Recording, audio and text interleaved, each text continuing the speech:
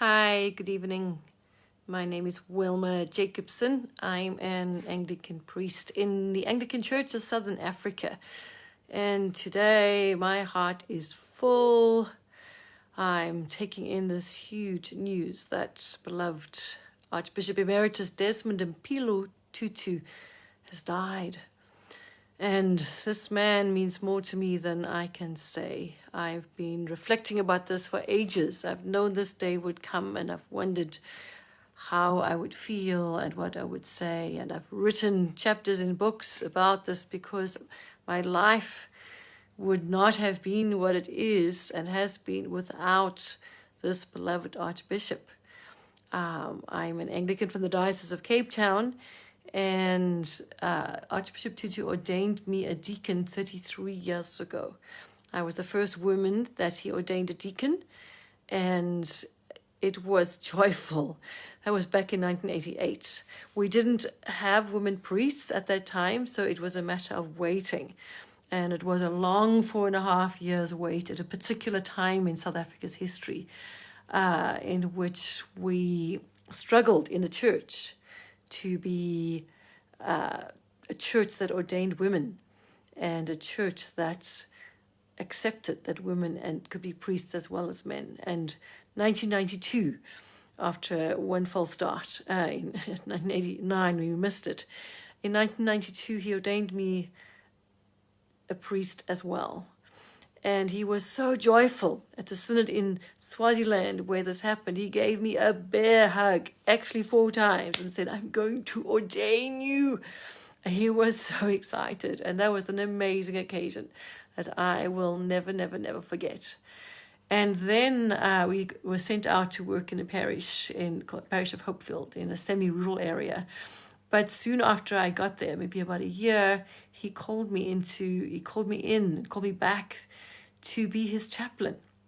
Archbishops have chaplains, and it's a strange kind of job, the bishop's chaplain. It's a go-for job, but it's also a prayerful job. It's an administration job. It's a kind of anything goes, because whatever the archbishop wants and needs, you are to try and make it happen.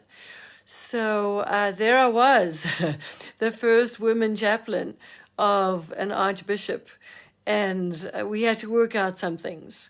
So we decided I could travel with him and help him and be with him in Southern Africa, because I was known because of the struggle to ordain women. People knew who I was. I was the poster child for women's ordination for a long time. But because of that, we knew each other well. We had struggled. We hadn't always agreed about how to bring about women's ordination. And we'd had to agree at one stage not to hurt each other, but we had been honest with each other. And I like to think that's one of the reasons he asked me to be his chaplain. But I've been asked to reflect on what I learned about him and what I learned because of being his chaplain. And the list is long. So let's see, where does one start? This was a man of prayer.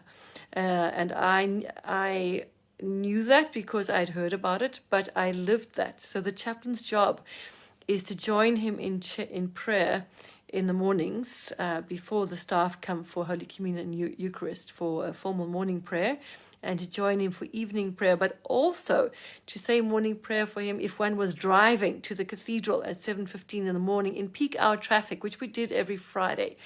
And so, the first time there we are driving out of Bishop's Court, I put on the indicators, I'm concentrating on driving a different car, I'm getting into the flow of the traffic, and he starts to say morning prayer, and I blank about what are the responses. So I did my best, and then he said, "I can't hear your responses." So I'm like,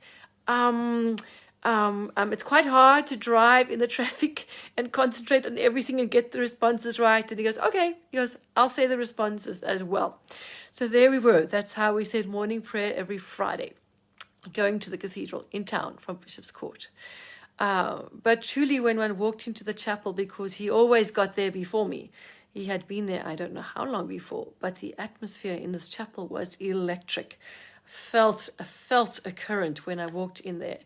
And he would sit down and we would pray. and say the prayers. And sometimes we chuckle about a turn of phrase in the Psalms. Sometimes we would sigh because the language was rather masculine and excluding. We'd wonder when this would ever change. And when it got to the prayers, we would pray for anyone and everyone, from family members who were not well, to world leaders across the globe, to people who had asked him to pray, to church needs. We prayed around the world. I learned to say Aung San Suu Kyi, his then favorite Nobel Peace Laureate person, not so much now. But he then prayed for her. We prayed for her every day. So my mind, the expanse of my mind of what one thinks about and who one prays for was so expanded. And that's partly where I got the global vision, that I know God is a global God, but we are people of faith whose ministry is around the world. And that was his. He was global. He had this ability to speak to and, of course, relate to royalty and presidents. And we entertained those at Bishop's Court, and they came to meetings and so on with their entourages. And he spoke to the people on the streets. He spoke to the flower sellers. He stopped to people who wanted to speak to him, so much so that we had to say, come on, we're going to be late. We're going to miss the plane. But if someone asked for a photograph, he always stopped. And he would make me take the photograph. He would make me find money to give somebody, for the collection, for the church service, or for somebody who wanted a little bit of money. So I learned I had to have some money tucked into my pocket. Funny little things, One had to set up chapel. One had to iron and clean the cloths and the vestments and so on, keep the chapel going. I had to pack his bags for a trip. And there is a rumor that one time, maybe the very first time I ever did this, I managed to forget the mitre. That's a different story for another time, but it was pretty funny afterwards. Because this was a man who asked a lot. Like any big person, you had to step up. And when he asked you to do something and to jump really high, you didn't say, I can't jump that high, I can't do this. You only thought, how are we going to do this? How am I going to achieve this impossible task he's given us? And I think I learned, you think out of the box. You ask everyone you know in your office. You make phone calls if you need to in the middle of the night to the US of A or somewhere else to find the information he needs for this speech he's going to make at this point.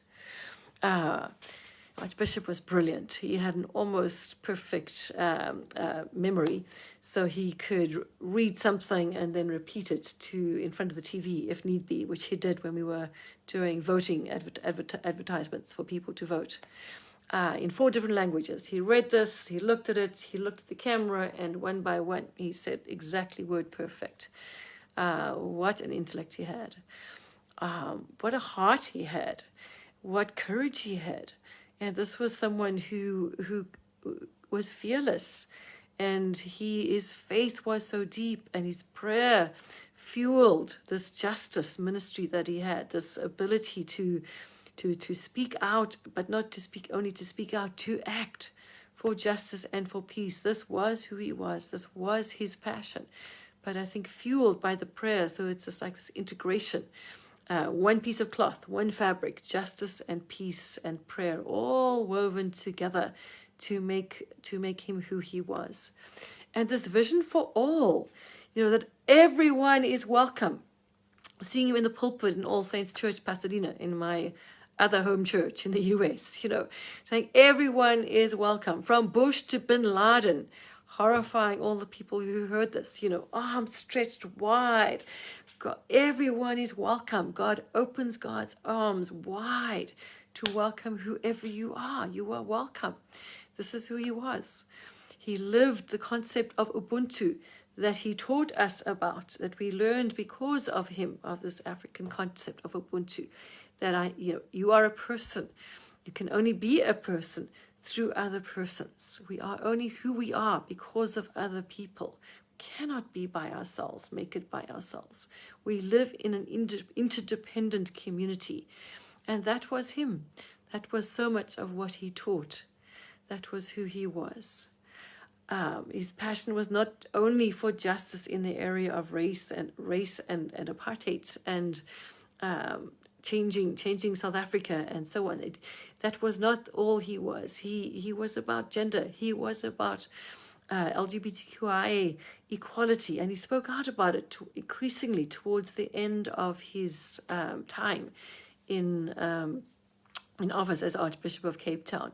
And then increasingly afterwards, he was very clear that God makes us who we are. We don't choose our sexualities. It's given to us as a gift, and so we live it out. And he was most pained most pained about the way that the church was not able to step up and treat everyone as equal when it comes to sexuality. So this was a man who lived out what he preached, who laughed, who chuckled, who would give me instructions on the way to the airport, and he'd get to number 4, and I'm thinking, how am I going to remember this? Because I couldn't write it down, and I hadn't got that point. We didn't have cell phones. I couldn't quickly record it. Finally, I had to say, it's difficult to remember more than 3. So he'd say, okay. And then the next time he would start on a list, and he would list a thing, and can you do this, and can you do that? And then he'd stop, and then he would chuckle, go, hee, hee, hee, hee, hee. It's too many for you now, Wilma. I'm like, okay, I'm going to try and remember all of this. And then I'd pick him up after a trip, and I'd ask him a question, to tell him something, to ask a story, and he'd start telling me about the trip and things that had happened. And then he'd say, after 5 minutes, he said, oops, he goes, I'm going to shut up now. I need to be quiet. And he'd sit in the back, and he would be quiet. And I knew he would be praying. He would be praying because that's what he did. He prayed for people. And increasingly in later years, because I was a carer for himself and Mama Leah when they lived in Hermanus, because I lived nearby. And so I was with them 3 times a week in the first seven months or so of COVID to look after them. And increasingly he spent his time praying and being with God in his study. This man became the most mellow and sweetest man that I just simply adore, and know that my life is what it is because of him. It's what it is because of him. Without him, would I have been ordained priest? Would women have been ordained priests in Southern Africa back in 1992 without him? Would it have happened 10 years later? We don't know. But he championed it. He was a champion of women. He championed women's ordination. And because of him, we could be ordained. And so something that's obviously very personal to me was global in so many ways. And so it was the deepest honor of my life to be his chaplain.